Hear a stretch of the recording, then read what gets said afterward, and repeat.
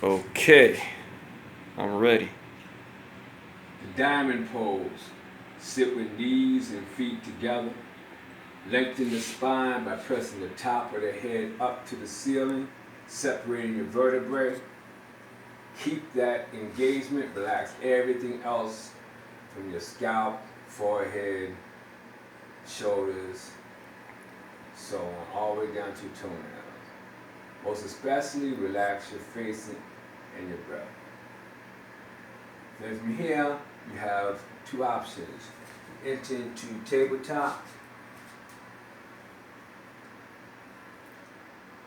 shoulders above wrists, hips above knees. Have your spine straight, not bent, so you neutralize your spine. Make your neck long, not like so. So all your spine is neutralized, relaxed, look at the ground. Then you can extend one leg like so, projecting your heels so your foot is in broken toe. Relieving the tension in your ankles, knees, calves. Of course, you do it for both sides. Take as much time as you need in order to sufficiently relax whatever strain you feel, then return. Then, the other option is the downward facing dog. In the down dog, you want to make sure you have enough space between your hands and your feet so that there's challenge in putting your heel down.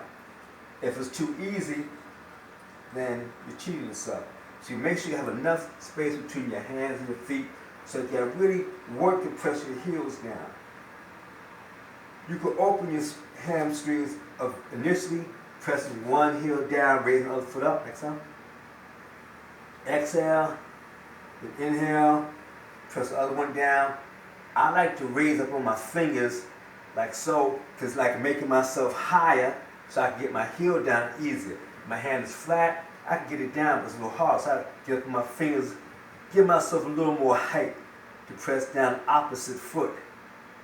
Inhale, exhale. After my hamstrings are warmed up a little bit, I press both heels down together, going back as far from my hands as I can. My legs are straight. I press my chest to my thighs, press my butt to the sky. I'm looking at my navel. And really, I'm keeping my arms straight, but I'm acting as though I'm trying to put my forearms on the ground so they're bending like so. That really engages the spine.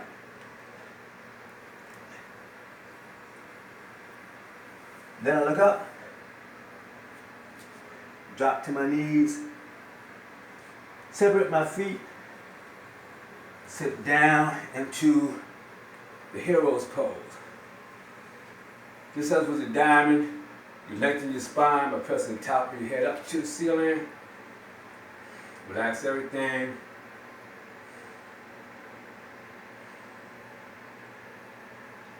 You sit here as long as you care to. As long as you make something meaningful happen. Right now, we're just demonstrating the alignment. Same thing applies afterwards. Take the tension off. Always you go into and come out of every posture slowly, no matter how painful it is, because you do not want to come out too quickly, hurt yourself. Let something snap. Then you curl your toes, down dog again. Make all your adjustments, press your heels down.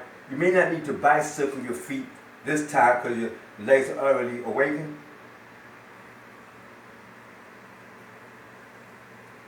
Sit down like so. Turn sideways on your mat. Look between your legs, of course. Make sure that your toes are touching. They're on the same level. Then separate your knees as much as you can. It really relaxes your posture. So you make every part of your body at peace. Relax every part of your body, even your hands, rather than have them tense like so. You can have them like this, I guess. As long as there's not any tension, not gripping. Relax everything so that everything is relaxed. Same again. Press the top of your head to the ceiling to lengthen your spine. Relax, relax, relax, your face especially. Feel discomfort. Breathe into the discomfort. Relax your face, smile. Again, you do this as long as you need to, as long as you're getting some meaning out of the posture. After you've done that, close your legs, take tension off, forward on your mat, downward dog again. After you do the downward dog, we're going to change a little bit the order. We're going to go back to the side. We're going to do the cow's head. It's called the cow's head because I guess these look like the ears of a cow. You want your feet to be like so, 45-degree angle or 90-degree angle. I have a little separation between my knees. That's okay. You can have them closer if you want. If you have it too wide, very unmanageable. Having too close, if you're not really open, then really, really difficult. So find wherever your own truth of the moment is. As you practice, your truth will change, but wherever is comfortable for you, manageable for you, that's what you do. You can also start, as you know, with pillows underneath you, and then eliminate them a little bit at a time, and then adjust your feet till they're more and more on an angle like this, and hold the posture only for a few seconds. It's quite okay. As long as you feel some challenge, otherwise you're cheating yourself. What's the point in that? Again, after you scratch an itch in this posture, you take the pressure off, like so. Turn forward on your mat. The downward dog again.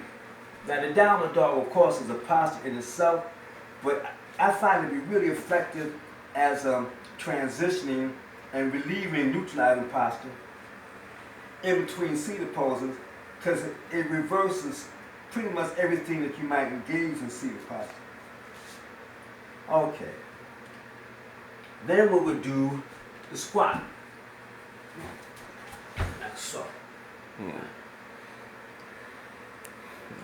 Otherwise known as the SHIT pose. For the obvious reason, the body, the digestive tract, alimentary canal, loves to eliminate in this position. Okay, after you do this, of course you want to sit up as straight as you can, relax as much as you can. You bring your feet in closer and closer to make it more challenging. You know? Naturally, the crow follows. This posture just invites the crow.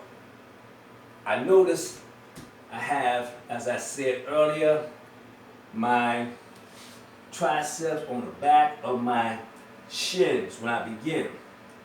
I do want to get my shoulders as far forward as possible, but then I relax my arms and my triceps on my shins. I notice my anatomy requires my wrists to be turned outward. Find your own truth. This might work for you better or that. I do not think so because, well, I think this is best because it gives you more shelf to put your legs on. If it's like this, you don't have that. Like this, everything supports it more easily. Okay. And also you have to find the right distance between your hands. Everybody's anatomy is different. So you lean forward, and I lean forward, see how my arms are coming off of my shins and going to my my thighs.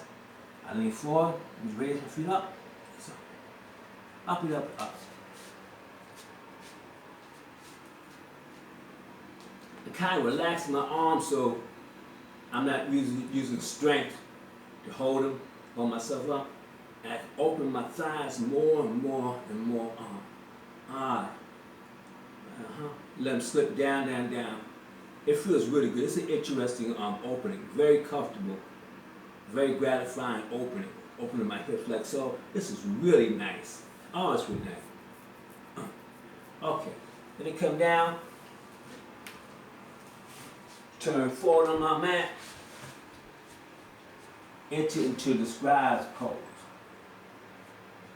My feet are together. I found that if my feet are separate, I don't have the same stability that my ankles twist. here, my feet together, stability. Always the same. Spine open by pressing the top of your head up to the ceiling. You keep that openness. The rest of your body relaxes. Again, you sit here as long as you find some meaning in this posture. If you want to sit here for an hour, meditating or falling asleep, fine. You sit here as long as you need to, as long as something meaningful happens. Then you enter into the posture of the great immortal circle. One foot stays. I like to begin with my left knee up because I know I'm going to end in a particular posture, and that particular posture requires a specific alignment, as do they all, but it needs to be on my right side for the posture. This is the posture of the great immortal circle. One hand is open, giving, or, yes, giving. And this hand is receiving. What is it giving? I really don't even know. Probably they're doing both. But this is the posture where the energies of the earth, you can see a circle here, comes, continues, all the divine cosmic energy of the universe. You are an arc in the great immortal circle of creation. Ashe. Of course, you do for one side, do for the other. You can feel the spirituality in this posture when you consciously, sincerely allow yourself to feel love, gratitude, peace, all the power, the divine power of the universe flowing through you, returning, flowing, returning. Then the posture of Hook, the nectar personifying the universe. One thumb points to your heart center, other points to the sky. And you intone Inik Hu. I am the universe. Inik Hu. Inik Hu. Then you step up into Okadasana, the fierce pose, very often called the chair pose. It resembles somebody sitting in a chair. You raise up, you toss it up, and go down, down, down, sink it back on your heels as much as you can. Then, after you've gone back as far as you can, you surrender completely, utterly. Straighten your legs. I feel it right here, because my shirt is tucked in my pants, my waistband is pulling against me. It's stopping my torso from being completely free. So I take it out a little bit. So there's nothing that's pulling contrary to the direction I want to go in.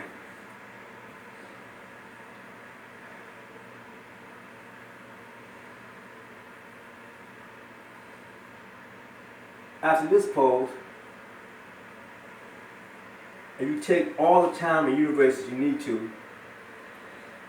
get satisfaction from here. You let go, let go, let go, let go. There's no tension at all on my back or my arms at all. My elbows, no tension at all. Now, I'm going to go to the next posture, but technically you stay here as long as you feel something meaningful happening. Then, separate your feet to they're about hip distance apart. You bend your knees as much as you need to. You want to stop and do this. Now, I'm going to show the posture, then you do it, right? You grab your big toes like so. Listen. You do that so. You do that with one finger. Now I need two fingers. After you grab your big toes, you hold tight to your big toes. My neck is still all the way relaxed, as is my back. I straighten my legs. I let my body get used to that. My legs straight. Holding tight to my big toe. I exhale, I pull my torso all between.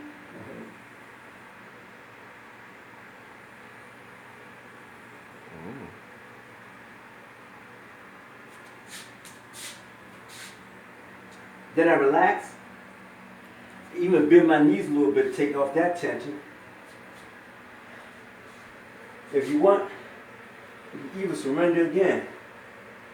Straighten your legs. Let your heart, your breath settle. When you pull, it should be so strong you feel a little winded afterwards. So you might need to let your breath and heart settle. In fact, you should need to let your breath and heart settle after you've done it. Otherwise, you didn't do it strongly enough. After your breath and heart settle, you bend your knees. That pose we just did is called Padagustasana, or grab big toe. Grab big toe. Here, this posture is called stand on hands. You bend your knees as much as you need to in order to stand on your hands. Then you slowly straighten your legs. Even this by itself is very intense. Let your body get used to it. From my waist to my neck, no engagement. Completely relaxed. Then when I'm ready, inhale. And exhale, I pull my torso to my thighs. My head to my knee.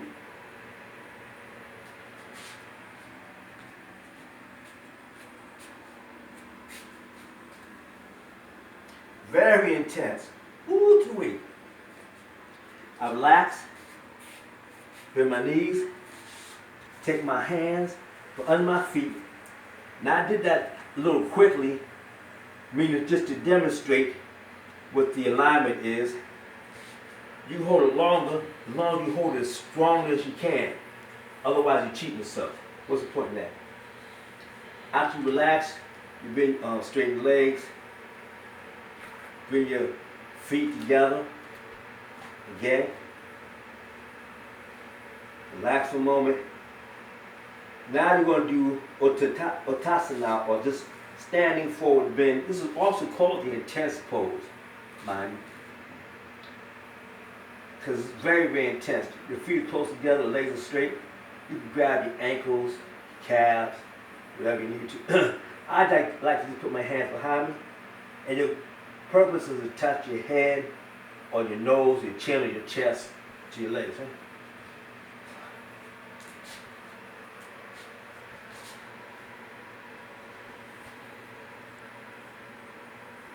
Very, very, very, very gratifying posture. Then again, you hold as long as you care to. I'm just doing a demo. So, relax. And this is very important. From my waist to my neck, I don't exist. So when I come up, I am creating myself, bringing myself into existence, one vertebrae, one cell, one molecule at a time. There's no weight in my arms, my shoulders, completely limp. Until I reach that point, I'm ascending very slowly. No weight in my arms, my shoulders, my neck. Like my arms, my torso weighs a ton.